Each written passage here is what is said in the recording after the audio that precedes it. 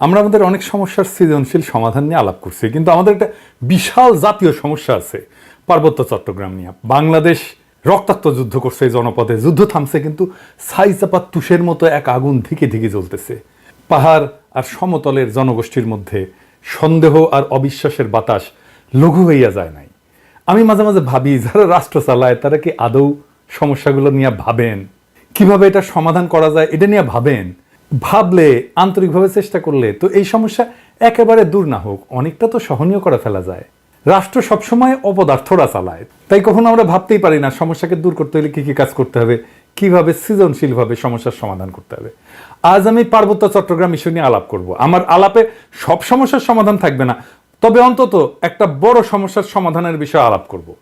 আশা করি বাংলাদেশের আপামর জনসাধারণ, সমতল এবং পাহাড়ের জনগণ আমার এই আলাপটাকে গ্রহণ করবেন। আসেন আল্লাহর নামে শুরু করি। এখন আলাপ হইতেছে আদিবাসী না উপজাতি এই বিষয় নিয়ে। আমি এই আলাপে এখনই ঢুকবো না, একটু টাচ করব আমার এপিসোডের একদম শেষ দিকে।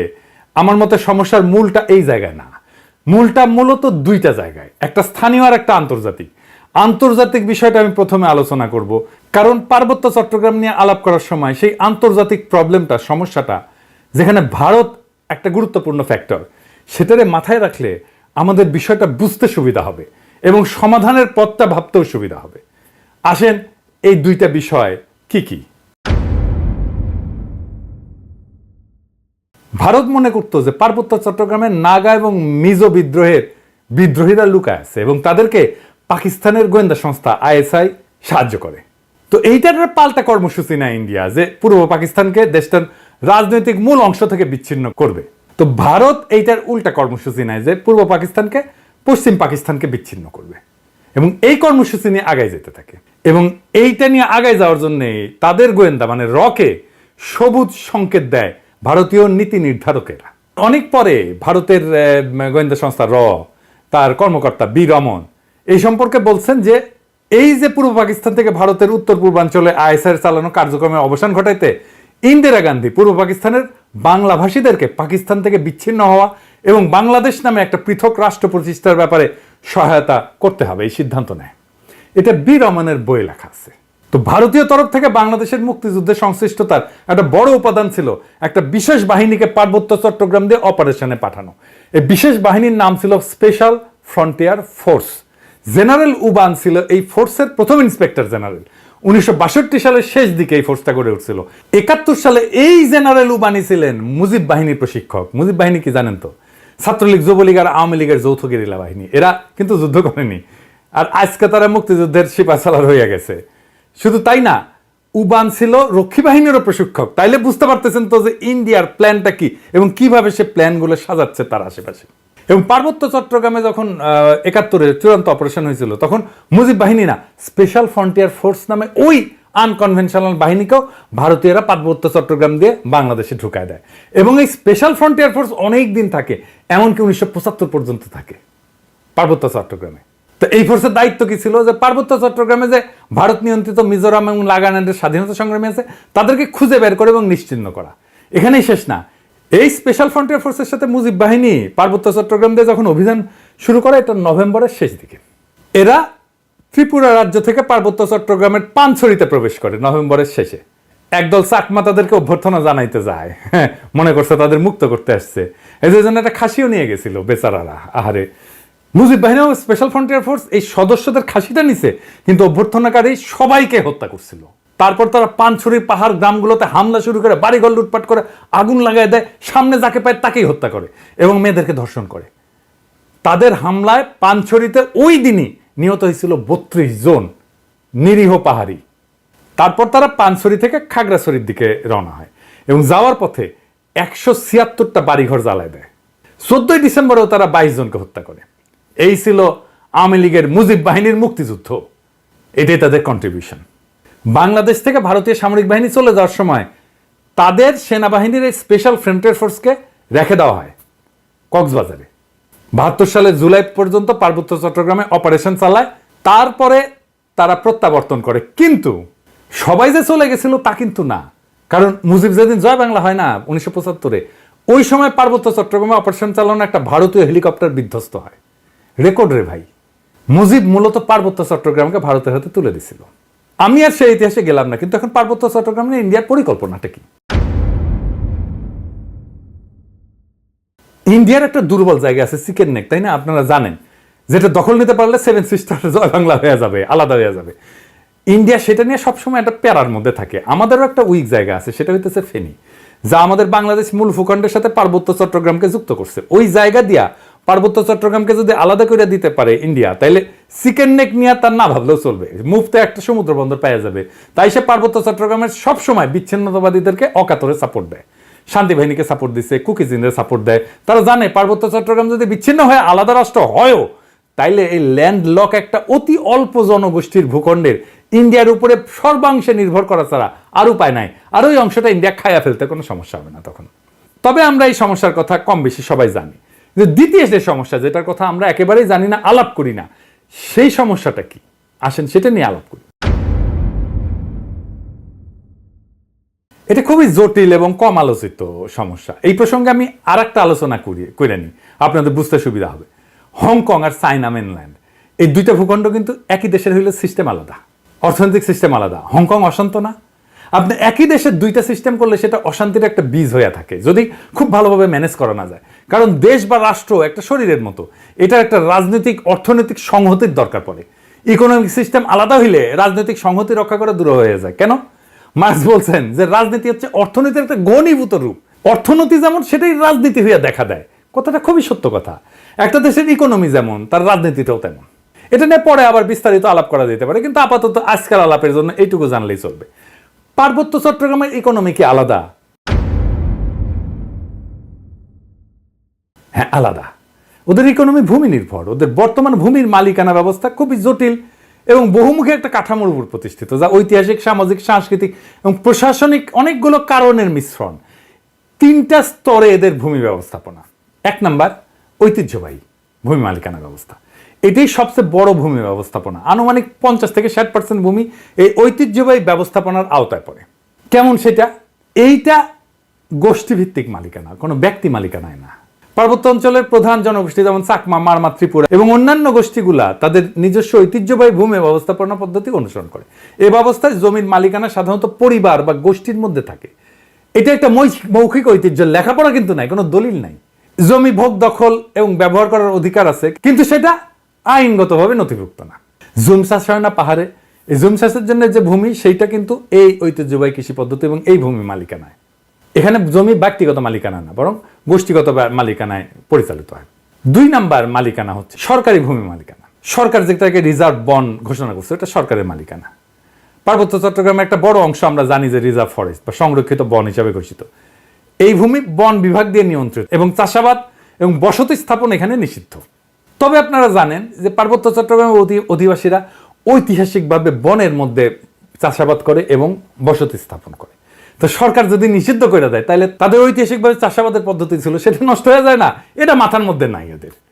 কিন্তু এটা একেবারে বন্ধ হয়নি। এই সংরক্ষিত বন এলাকায় অনেক বসতি আছে জনগণের, এবং ঐতিহ্যগতভাবে এই ভূমি তারা ব্যবহার করে। এইটাও একটা ভূমি বিরোধের অন্যতম কারণ। 3 নম্বর হচ্ছে সরকারি প্রকল্প। কাপ্তাই হ্রদ বাঁধ প্রকল্পের জন্য ব্যাপক ভূমি অধিগ্রহণ করা হয়েছিল, যা স্থানীয় জনগণের ভূমি হারানোর অন্যতম কারণ হয়ে দাঁড়িয়েছে। আমরা এই প্রসঙ্গে সমাধান পর্বে আলাপ করব। আনুমানিক 25 থেকে 30% ভূমি সংরক্ষিত বনাঞ্চলের অধীনে রয়েছে। আর আইনগতভাবে নথিভুক্ত মালিকানা, যেটা আমরা সমতলে দেখি আর কি, জমি রেজিস্ট্রি, দলিল, এটা দেখি না, এইটা পর্চা টর্চা এগুলো দেখি না, পাকা দলিল। কিছু কিছু এলাকায় ব্যক্তি বা গোষ্ঠী তাদের জমির দলিল নথিভুক্ত করে ফেলছে, তবে এটা খুবই সীমিত এবং এইটা সবসময় সমস্যাযুক্ত। কারণ অনেক জমির মালিকানার বিষয়ে সরকারি রেকর্ড, স্থানীয় ঐতিহ্যবাহী নিয়মের মধ্যে তো সংঘাত আছে, তাই না? এইটা ধরেন 10%-এর মতো। এই ভূমি ব্যবস্থাপনার মূল সমস্যাটা কি? সমস্যা হচ্ছে যে পার্বত্য জনগোষ্ঠী তাদের এই ঐতিহ্যগত নিয়মে জমি ভোগ দখল করলেও সরকারি আইনে তো স্বীকৃত না এটা।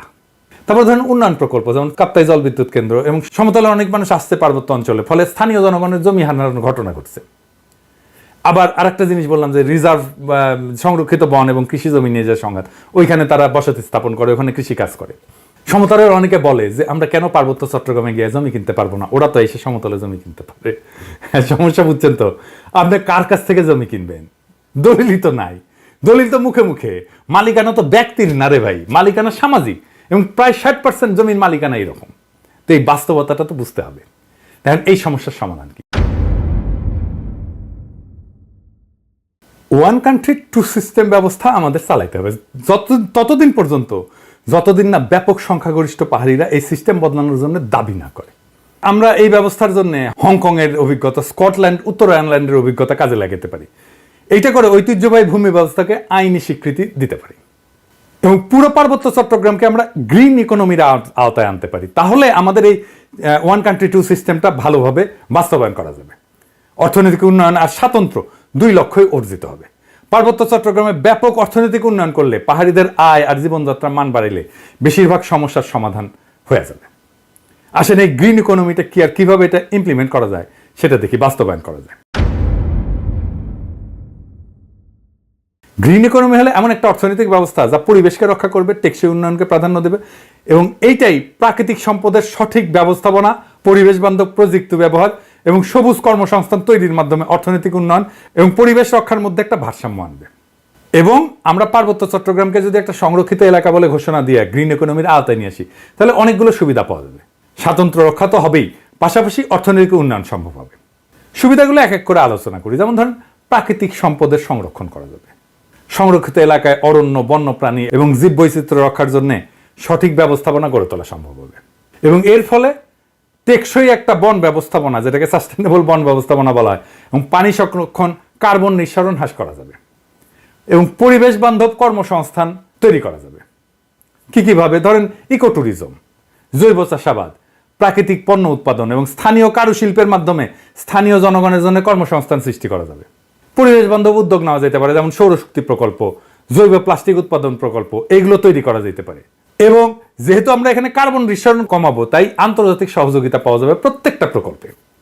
শুধু আন্তর্জাতিক সংস্থার সাহায্য, টাকা পয়সায় না, প্রযুক্তিগত সহায়তাও নেওয়া যাবে এবং পরিবেশ বান্ধব ট্যুরিজম গড়ে তোলা যায়। এখন যে ট্যুরিজম আছে এটা পরিবেশ বান্ধব না, এটা আয়ের একটা গুরুত্বপূর্ণ উৎস হতে পারে। আর সামাজিক উন্নয়ন জনসাধারণের, যেমন ধরেন স্থানীয় জনগণের শিক্ষা, স্বাস্থ্য এবং আর্থিক অবস্থার উন্নতির জন্য প্রকল্প নেওয়া যেতে পারে, যেটা তাদের জীবিকার বিকল্প উৎস হিসেবে কাজ করবে। যারা বনাঞ্চলে কাজ করতেছে, যারা বনাঞ্চলে আবাদ করতেছে বা বাসস্থান করতেছে, তাদের জন্য একটা বিকল্প, একটা কর্মসংস্থানের উৎস আমাদের খুঁজে বের করতে হবে। এবং স্বাতন্ত্র্য রক্ষার জন্য এই প্রত্যেকটা প্রকল্পে স্থানীয় সম্প্রদায়ের অংশগ্রহণ নিশ্চিত করতে হবে। স্থানীয় জনগোষ্ঠীকে সিদ্ধান্ত গ্রহণ এবং ব্যবস্থাপনার অংশীদার করে ফেলতে হবে। তাদের ম্যানেজমেন্টে পার্টিসিপেশন ছাড়া আমরা কোনো কাজ করব না। তাদের সাংস্কৃতিক ঐতিহ্য এবং জীবনযাত্রাকে সম্মান জানায় উন্নয়ন পরিকল্পনা করতে হবে সবসময়। সংরক্ষিত এলাকাকে বিভিন্ন জোনে ভাগ করা যেতে পারে। যেমন ধরেন কোর জোন, যেটা সম্পূর্ণ সংরক্ষিত এলাকা, যেখানে মানুষের প্রবেশ সীমিত থাকবে। বাফার জোন, যে কিছু নিয়ন্ত্রিত কার্যক্রম, যেখানে ইকো ট্যুরিজমটা চালাবো। আমরা ইকো ট্যুরিজম সব জায়গায় চালাইতে দেবো না এবং এখানে গবেষণাও করব। এবং sustainable use zone, third zone, যেখানে পরিবেশ বান্ধব চাষাবাদ, কারুশিল্প এবং অন্যান্য কার্যক্রম পরিচালনা করা যাবে। এবং একটা কঠোর আইন, পরিবেশ সুরক্ষা আইন লাগবে ওইখানে। সংরক্ষিত এলাকায় বৃক্ষ নিধন, শিকার এবং দূষণ কঠোরভাবে নিষিদ্ধ করতে হবে এবং আইন ভঙ্গ করলে দৃষ্টান্তমূলক শাস্তি ব্যবস্থা করতে হবে। এবং আমরা পুরো সিস্টেমটা ঠিক মতো চলতেছে কিনা এটার জন্য প্রযুক্তির ব্যবহার করব, ড্রোন লাগাবো, স্যাটেলাইট ইমেজ ব্যবহার করব, যে সংরক্ষিত এলাকায় সার্বক্ষণিক আমরা নজরদারি করব যে কেউ আমাদের এই পরিবেশের ক্ষতি করতেছে কিনা। এবং এই অঞ্চলে আমাদের একটা গবেষণা এবং ডকুমেন্টেশনের একটা শক্তিশালী সিস্টেম রাখতে হবে, যে সংরক্ষিত এলাকায় জীববৈচিত্র্য, সম্পদ এবং পরিবেশগত অবস্থা নিয়মিত এটা ঠিক থাকতেছে কিনা, এটা নিয়মিত গবেষণার মাধ্যমে পর্যবেক্ষণ করা হবে। আর আসেন কাপ্তাই লেক এলাকা। এই যে কাপ্তাই লেকটা করা হয়েছে, জানেন এখানে কত মেগাওয়াট বিদ্যুৎ হয়? 230 মেগাওয়াট মাত্র। এটা গোটা বাংলাদেশের চাহিদার মাত্র 5%। এই যে 5% বিদ্যুৎ, তার জন্য কত বড় সমস্যা আমরা তৈরি করছি। আমরা যদি ঘোড়াশাল বিদ্যুৎ কেন্দ্রের কথা চিন্তা করি, ঘোড়াশাল বিদ্যুৎ কেন্দ্র 950 মেগাওয়াট বিদ্যুৎ উৎপাদন করে, তার মানে 4 গুণ এই কাপ্তাই লেকের চাইতে। তাইলে আমি এটা আসলে রাখবো কেন? এই কাপ্তাই বাঁধ ভেঙে দিয়ে আমরা জমি উদ্ধার করলে কি সমস্যা? এটা ভেবে দেখতে হবে। এটা নিয়ে আমাদের সিরিয়াস চিন্তা করতে হবে যে আসলে আমরা কাপ্তাই বাঁধটা রাখবো কিনা। একটা দীর্ঘস্থায়ী প্রবলেমের সমস্যার সমাধান করছে। কাপ্তাই লেক থাকবে না, কাপ্তাই লেকের দরকার কি? আমাদের তো দরকার নাই। দৃষ্টিনন্দন কাপ্তাই লেকের তো দরকার নেই। আমার যদি জমি উদ্ধার হয় ওইখানে, এই 230 মেগাওয়াট বিদ্যুতের দাম কত? আর আমরা যদি এই জমিটাকে ব্যবহার করতে পারি, কাপ্তাই লেকের নিচে ডুবে যাওয়া জমিটা যদি উদ্ধার করতে পারি, তাহলে এই জমিতে আমরা কি পরিমাণে অর্থনৈতিক ব্যবস্থাপনা করতে পারবো, অর্থনৈতিক সুবিধা পাবো, অর্থনৈতিক লাভ করতে পারবো, এটা একটা স্টাডি হইতে পারে। আমি একটু ধারণাটা দিলাম। যদি মনে করেন যে স্টাডি করে যদি দেখা যায় যে ওইখানে অর্থনৈতিক সুবিধা যেটা সেটা অনেক অনেক বেশি এই কাপ্তাইয়ের 230 মেগাওয়াটের বিদ্যুতের চাইতে, তাহলে কাপ্তাই বাঁধ আমাদের রেখে লাভ কি? এটা ভেঙে দেওয়া যেতে পারে। আমার মনে হয় যে কাপ্তাই বাঁধ যদি ভেঙে দেওয়া যায় তাহলে আমাদের বেটার ইকোনমিক বেনিফিট আমাদের আসবে। এবার আসেন আদিবাসী ধারণা নিয়ে আমার চিন্তাটা বলি। কেন এইটা অদরকারি আলাপ? কেনই বা সমতলের মানুষ এই চিন্তাটা পছন্দ করে না?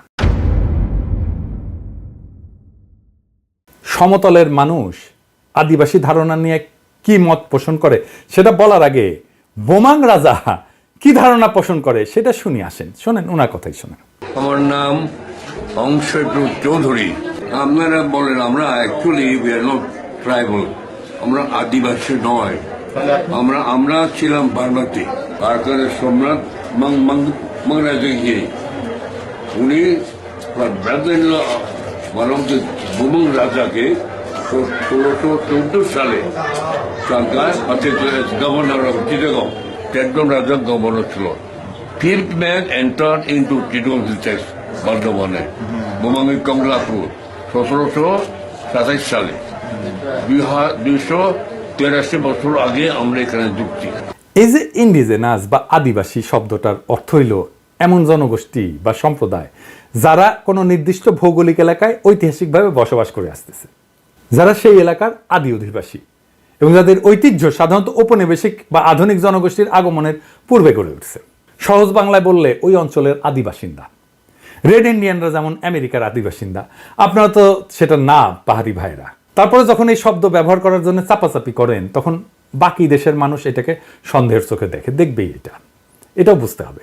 তারা জানে আদিবাসীরা যদি দাবি করে যে তাদের মানবাধিকার লঙ্ঘিত হচ্ছে, তাহলে আন্তর্জাতিক সম্প্রদায় তাদের আলাদা রাষ্ট্রের দাবিকে সমর্থন জানায়, সেই দাবিকে মেনে নিতে বাধ্য করতে পারে।